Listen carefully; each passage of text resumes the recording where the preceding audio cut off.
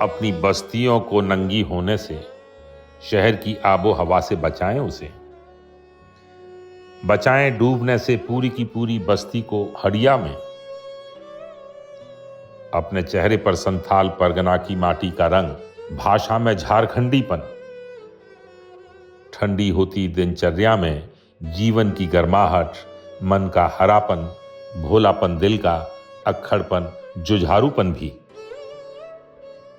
भीतर की आग, धनुष की डोरी, तीर का नुकीलापन, कुल्हाड़ी की धार, जंगल की ताजा हवा, नदियों की निर्मलता, पहाड़ों का मौन, गीतों की धुन, मिट्टी का सौंधापन, फसलों की लहलहाट, नाचने के लिए खुला आंगन, गाने के लिए गीत, हंसने के लिए थोड़ी सी खिलखिलाहट, रोने के लिए मुट्ठी भर एकांत, बच्चों के लिए मैदान, पशुओं के लिए हरी हरी घास, बूढ़ों के लिए पहाड़ों की शांति।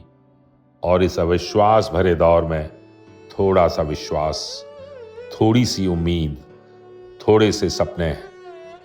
आओ मिलकर बचाएं कि इस दौर में भी बचाने को बहुत कुछ बचा है अब भी हमारे पास।